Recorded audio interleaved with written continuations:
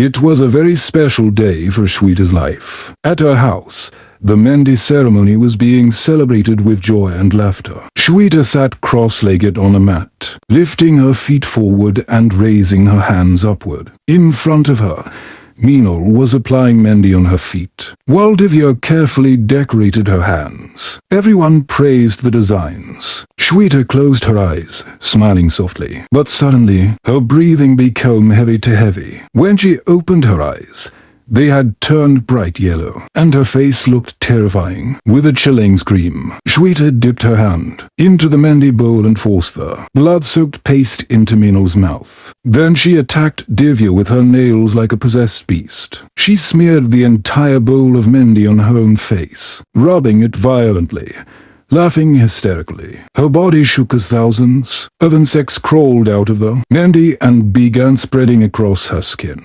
Shweta laughed like a demon, shouting. In the same town lived Aditya and Tanya, lovers who had studied together in Delhi University. After finishing their studies, they returned to their village and revealed their wish to marry. But their parents looked worried. "Son, it's not that we don't accept your love, but in this village, weddings have become a curse. In the last 2 years, 15 brides have died always during the Mehndi ritual. They act strange, harm their families, then the Mehndi turns into swarms of insects that kill them." Aditya laughed, refusing to believe. "This is just blind superstition." But Tanya whispered, "Then let's prove it wrong." At 2 a.m., Aditya heard his mother's voice. He rushed to Tanya's room. She was sitting on the floor, scratching it with her nails like a madwoman. When she looked up, her face twisted, her eyes red.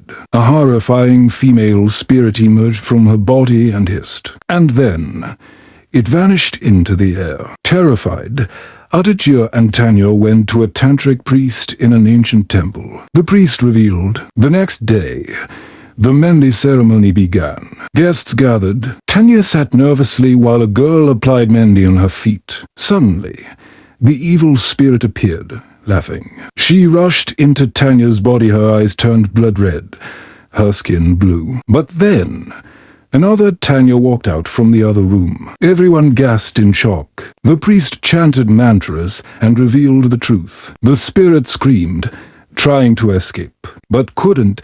Thousands of Mehndi insects rose, but the priest circled them inside a holy boundary. Finally, he lifted sacred Mehndi offered to Lord Hanuman, blew it onto the possessed body, and set it on fire with a flame. The spirit shrieked and burned into ashes. The curse was broken for the first time in years. A bride's Mehndi ceremony ended in celebration instead of death. Far away, in another village, lived Manohar with his children Rocky, Vicky, and their cousin Sonia. One night, while playing Truth or Dare, Sonia was dared to pluck a flower from the terrace. She went upstairs, but as her eyes drifted towards the graveyard nearby, she saw something chilling. A headless corpse hanging upside down from a dead tree. Sonia fainted on the spot. Later, Rocky, curious and stubborn, sneaked into the graveyard alone at midnight. But as soon as he entered, the gate slammed shut behind him. Darkness, whispers, and then hands dragged him towards an open blood-stained grave. His screams echoed through the night. Manohar, rushing home, heard his son's cries. With holy water from the temple, he entered the graveyard, sprinkling it around.